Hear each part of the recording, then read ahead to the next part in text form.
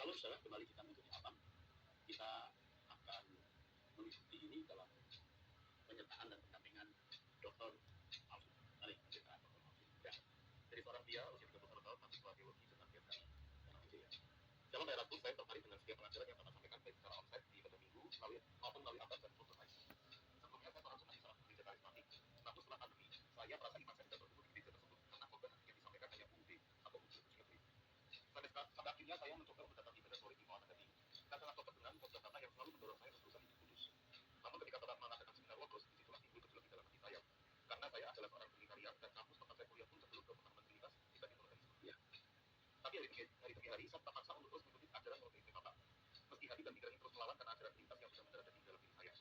Semakin lama saya semakin memahami bahwa pengajaran yang Bapak sampaikan ini benar adanya dan tidak mengerti kenapa banyak orang dengan mudahnya menganggap Bapak sesat tanpa mendengar pengajaran Bapak lebih dalam lagi. Dan saya rasa mereka yang menganggap Bapak sesat ini juga tidak punya dasar yang kuat untuk membuktikan di mana sesatnya Bapak.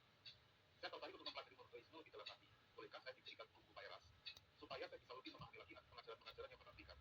Karena terkadang teman-teman yang tahu saya mengikuti ajaran Bapak sering berargumentasi dengan saya dan tidak jarang saya sulit menjawabnya karena pengetahuan saya yang masih kurang dengan pengajaran yang Bapak sampaikan. Saya tahu Pak, kalau sebaiknya kita menghindari perdebatan yang tidak perlu. Namun saya juga ingin setidaknya saya bisa menambahkan benih yang baik ke dalam hati orang-orang ini perkara mereka mau menerimanya atau tidak. Saya serahkan ke Tuhan. Yang penting saya sudah melakukan bagian saya.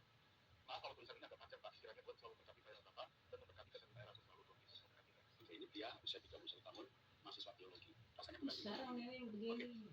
Anda dulu Trinitarian dan rasanya kurang nyaman ya mendengar ajaran yang non Trinitarian. Saya Trinitarian. Ketika Tuhan menyingkapkan kebenaran ini, saya switch ke monoteisme dan tiap hari sampai hari ini saya belajar monoteisme dan menulis bukunya. Jadi buku.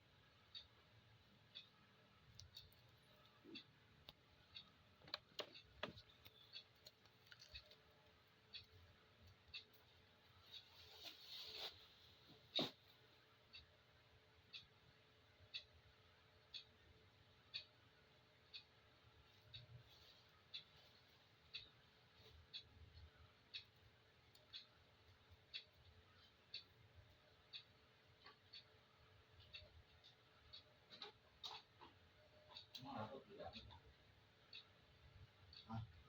Oh, takut tidak habis. Takut. Ya. Hah? Jadi Tadi ambil juga sekalian. Saya bisa menjawab semua pertanyaan mengenai Trinitarian atau monoteisme atau mengenai sampaikan pertanyaan mengenai ini akan saya jawab di abad. Kalau saya jawab di abad khusus mengenai Trinitas sekarang digabung saja di abad. Selamat datang di gereja kami, gereja Tuhan yang kami layani. Tetap sedia, pakai hati. Ingat pada waktu kita menjawab pertanyaan mereka mengenai kebenaran Allah ini jangan pakai nama. Kalau Anda bingung sampaikan di abad saya akan jawab.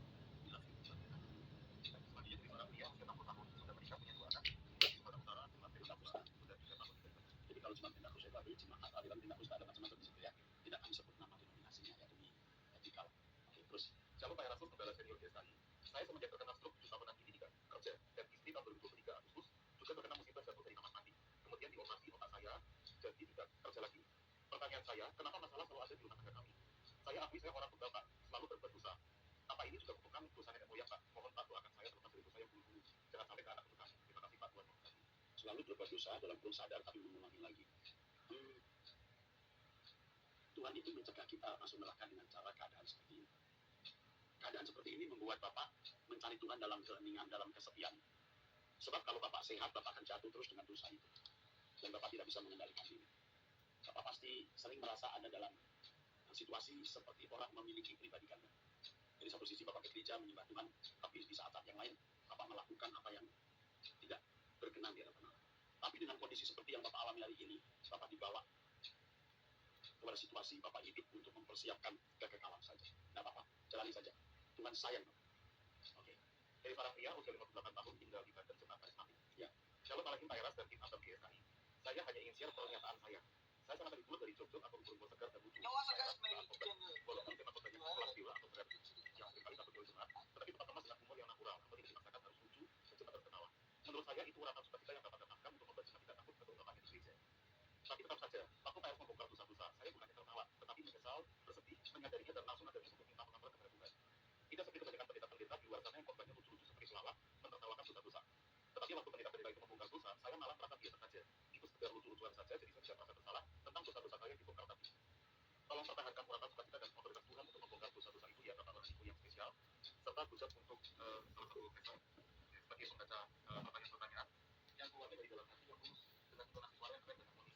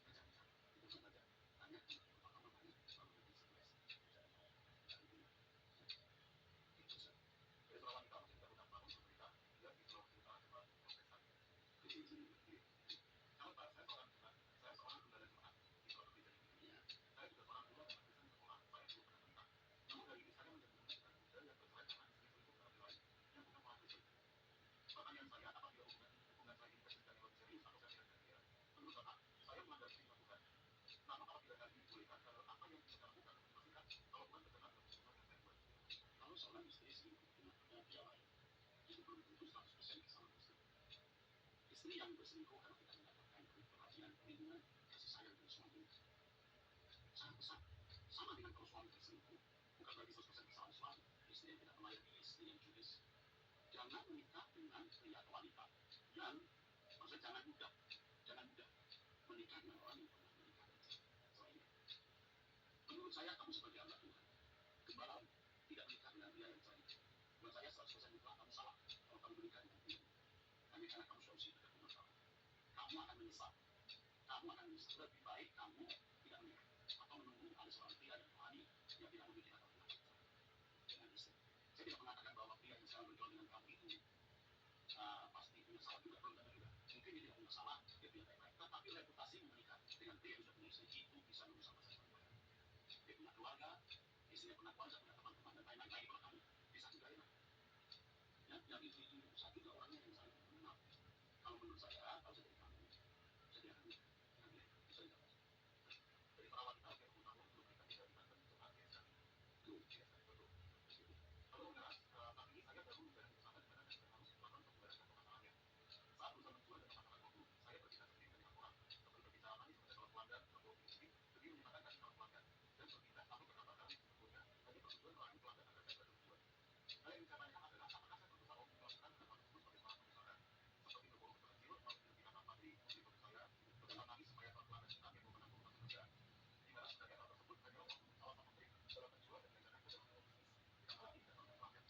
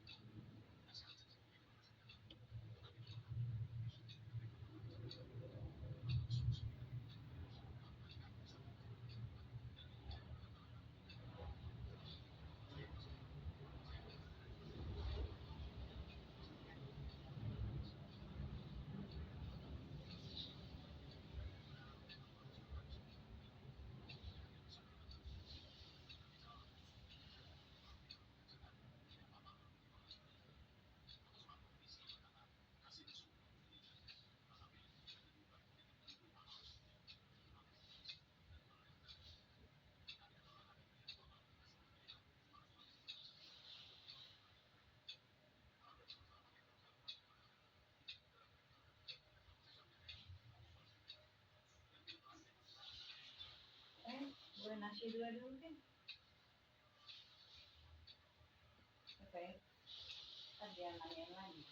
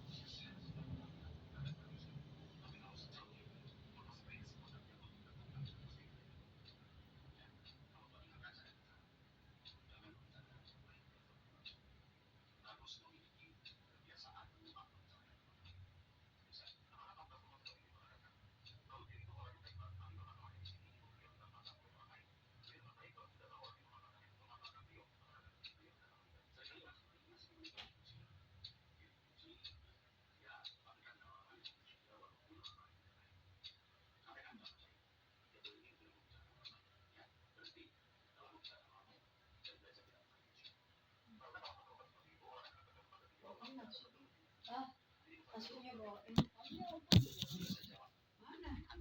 sebagai saudara, kalau saudari, saudaranya ini juga canda ikut doa terus mendengarkan film ini suatu kualitas. Oke, sampai jumpa di episode 1082. Tuhan berkati.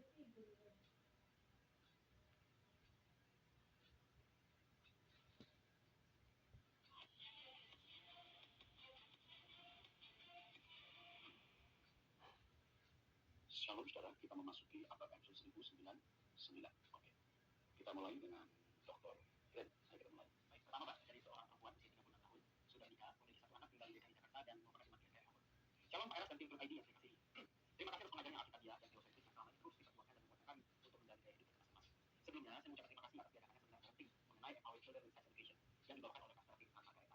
Saya rindu ke depannya seminar bimbingan parenting terus diadakan secara berkala, sehingga jemaat luas semakin cerdas dan cerdik seperti ular, tapi tulus seperti merpati. Saya juga rindu pada pertemuan kudus pada saat kita mengangkat roti dan anggur. Doa kita tidak hanya sekedar kita menjaga anggota tubuh kita seperti jantung, ginjal, paru-paru, penyakit stroke, ICU di rumah sakit, tetapi juga meminta kekuatan Roh Kudus agar kita sanggup menanggulangi nafsu dan kelemahan kita, membuang pola hidup dan pola makan yang salah dan menggantinya dengan kehidupan yang baru, yaitu mengisi dan menjaga pikiran kita dengan firman Tuhan yang benar, sehingga pertobatan itu dapat kita alami setiap hari. Menjadi saksi Kristus melalui aneka ragam profesi kita, semakin serupa Yesus yang penuh kasih, bijaksana, rendah hati, dan pandai mengendalikan diri. Kita juga memohon kekuatan Roh Kudus agar kita sanggup melakukan apa yang sudah kita dari dan memenuhi tanggung jawab kita dalam kehidupan hari.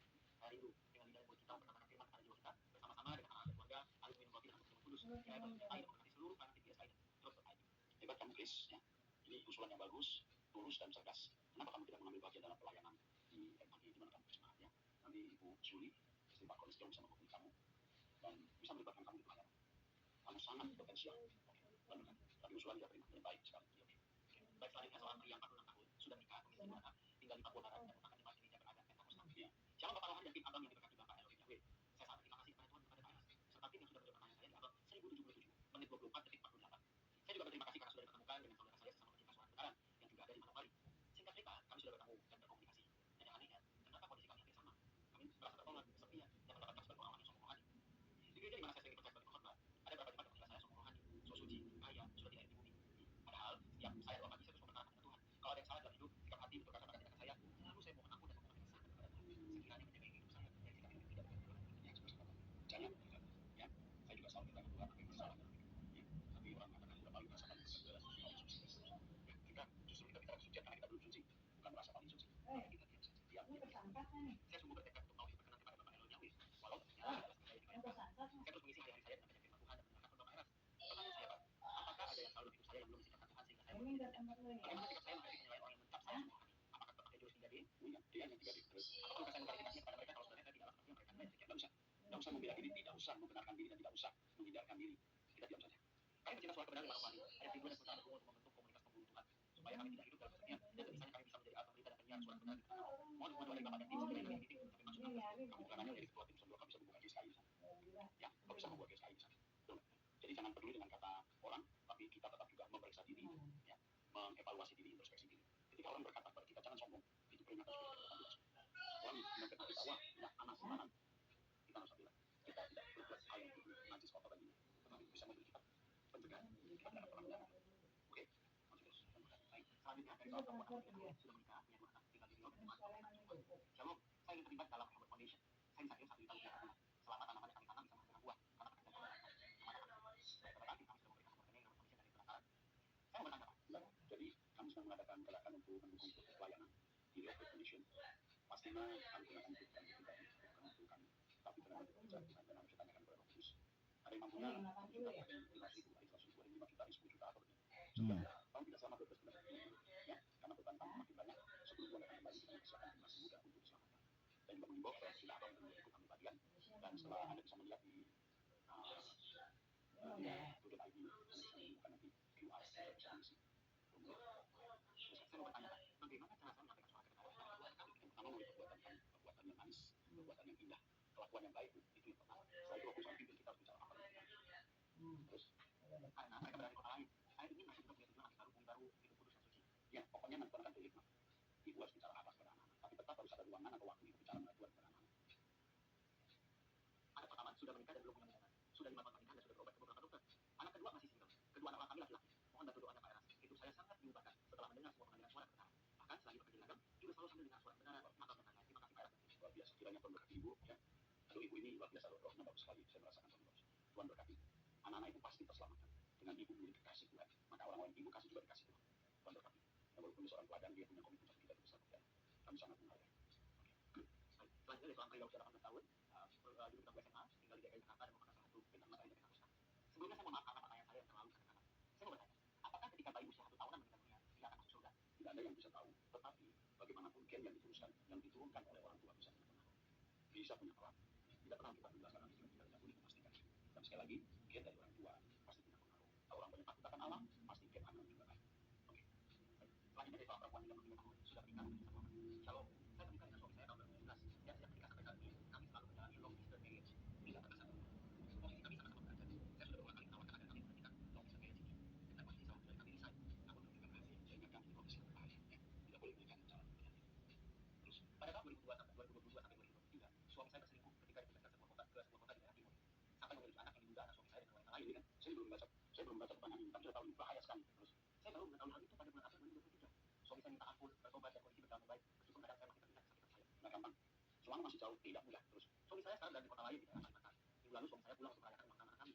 Tapi akhirnya saya menemukan suami saya kembali. Ya kan, saya belum baca tulisan ini. Nggak gampang. Selingkuh sekarang dan selingkuh lagi. Kalau tidak bertobat sungguh-sungguh. Terus, alasannya karena stres pekerjaan. Dan yang paling membuat stres adalah deadline. Deadline saya untuk menyudahi LDM kalau bisa miris di bulan Juni ini. Ini alasan saja. Dasar memang tidak mau bertobat ya. Alasan saja. Terus, saya memberikan deadline dengan berbagai pertimbangan. Saya merasa kami tidak akan lebih baik jika selalu berjauhan. Kami butuh tinggal satu rumah. Tapi suami saya sangat stres jika harus meninggalkan pekerjaannya. Dan hal itu yang menjadikan alasan untuk dia kembali berselingkuh. Aduh, itu mah bohong. Mestinya kamu sebagai wanita berhenti bekerja itu suami. Lindungi suami. Tetapi, walaupun kamu tinggalkan pekerjaan sebagai suami, kalau suami memang biasanya tidak bertobat, dia akan berselingkuh lagi. Ini kodrat dosanya belum beres masalah. Dan nafsu kebinatangan itu belum selesai. Mesti dimatikan. Kali ini reaksinya berbeda. Bukan menyesal dan menangis seperti awal pertobatan. Suami saya lebih sering marah-marah karena keadaan seperti ini lagi. Dan meminta saya untuk melupakan hal yang buruk ini. Tapi memang amarahnya mungkin selingkuhannya saya lebih cantik. Lebih mengikat dia. Kalau yang kemarin kurang cantik atau punya anak, dia puas dengan wanita satu, dia tinggalkan. Gitu kan, suami manis. Habis manis pagi uang, udah. Sekarang dia menyesal. Dan ketika ketemu yang lebih cantik lagi atau yang plus kaya lagi, udah, dia tidak menyesal. Nggak rugi. Oke, terus kan. Ketika saya mencoba mendatangi dia ke kota di mana dia bekerja, dia malah marah. Iya. Terus karena saya tidak bilang apa. Ini dasar memang orang rusak begitu. Dia tidak mau hidup bersama istri karena suami bebas melakukan nafsu kebinatangannya itu.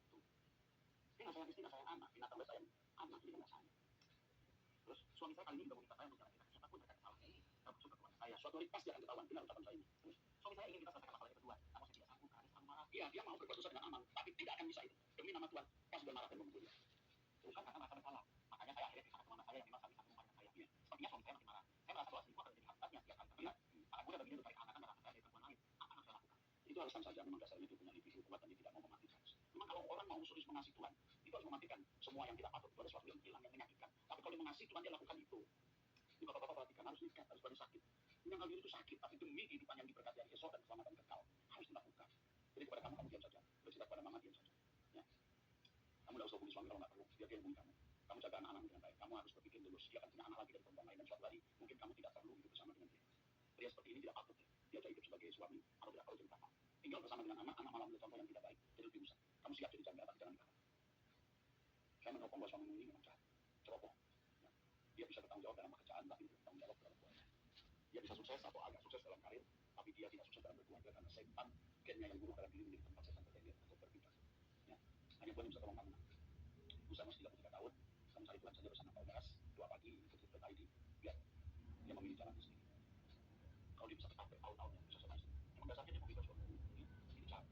Saya lihat Tuhan itu itu aja bisa. Selanjutnya dari perempuan 41 tahun, seorang janda cerai mati, memiliki 3 anak, seorang belas wanita tinggal di Sulawesi Selatan dan merupakan jemaat gereja beradat karismatik. Shalom Pak Pendeta, saya dapat channel YouTube ini dari adik ipar saya. Saya Kristen sejak saya SMP, tapi pengetahuan saya tentang kitab Quran, menurut saya banyak hal yang saya tidak paham. Suami saya meninggal tanggal 19 Mei 2022 kemarin tanpa sakit. Hanya tiba-tiba tidak sadar saat malam hari setelah kami berhubungan suami istri, jantung. Terus sempat dioperasi otak karena kata dokter ada pendarahan di otak. Tapi almarhum tidak sakit dan tidak pernah jatuh setahu saya. Hanya yang memang tidak pernah mau check up Pak.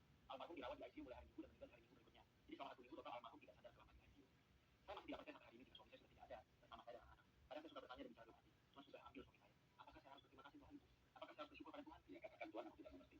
Tapi aku bisa percaya bahwa semua yang kau lakukan tidak akan mencelakai kamu.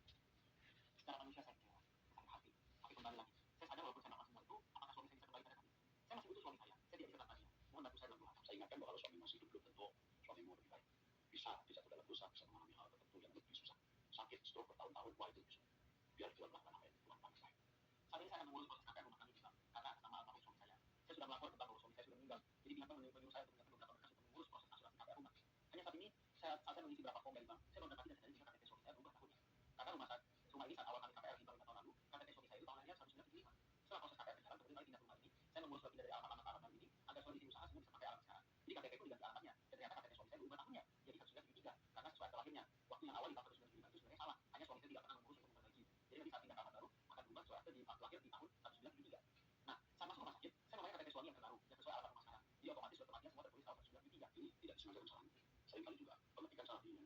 kantor ya di kantor Tuhan secara agama Kristen terus Islam gitu kan gitu salah itu terus sekarang saya terus bergumul dalam doa semoga saat nanti saya sedang mengurus mobil sudah mengurus proses pemilihan KPR rumah ini yang tidak mempersulit kami saya kira hal ini tidak terlalu sulit yang penting suamimu benar-benar suamimu dan orang yang sama kalau dipersulit ya nanti kita bantu dengan pengacara karena KTP suami saya masih ada keduanya yang tahun 1975 dan 1973 ini KTP-nya sama tidak berubah hanya tahun lahir saja iya yang kalau kasih tahu yang salah bukan anda dari dia Lurah nanti bisa membuat klarifikasi dari pihak Lurah saya kira kalau kamu mempersulit tidak ya oh bantu saya dan belakangnya pengaman ada KPR oke terus oh bantu saya belakang apa karena hanya rumah ini saja yang saya dan anak-anak harapkan suami saya tidak meninggalkan warisan apa-apa saya dan saya anak-anak bahkan sebenarnya bukan toko yang tinggal dengan saya selama ini tidak pernah bekerja cari uang sendiri saya selama ini hanya di sana di rumah tangga tapi sekarang saya harus cari kerja untuk membiayai kuliah 3 orang istri saya sekali lagi kalau kamu ambil apa semoga urusan kita nanti masuk semua kembali bisa berjalan lancar pihak kami yang berkonsultasi terima kasih kiranya Tuhan menolong kamu saya berusaha punya anak saja menolong kamu dalam nama Yesus ini luar kasih solusi itu akan oke terus kan kita masuk ke tujuannya selanjutnya dari soal perempuan di bidang tahun jemaat GSI Shalom Pak, saya adalah orang yang masuk aktif dalam ibadah di GSI Rambut.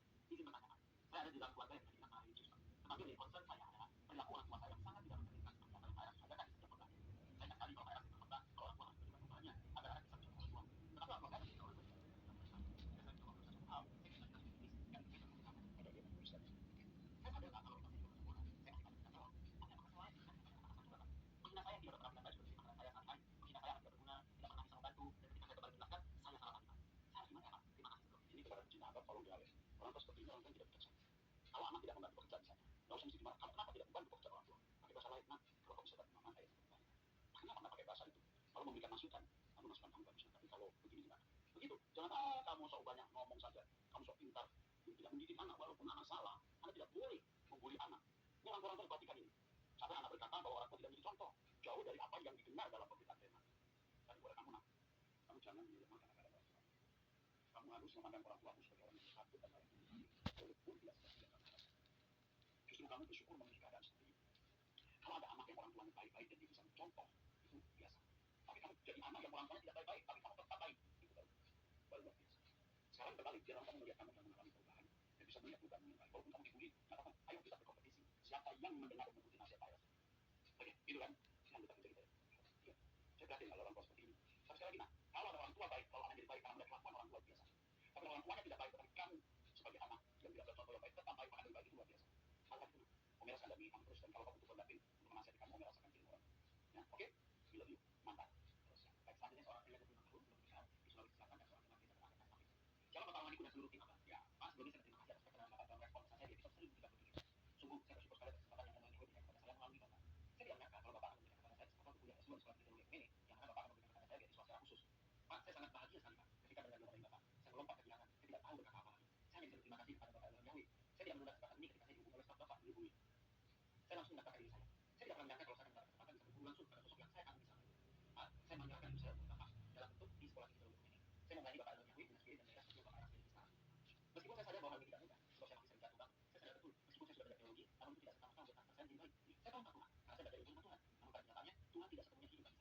Semua hanya ada dalam pikiran dan teori semata. Seperti yang selalu Bapak kumandangkan, sekolah teologi seharusnya bukan hanya tentang mencetak orang yang cakap ilmu tentang Tuhan, tetapi sekolah teologi adalah tentang mencetak orang-orang yang sempurna seperti Bapak dan serupa dengan Yesus, atau yang sering Bapak pakai istilahnya adalah man of God atau manusia Allah.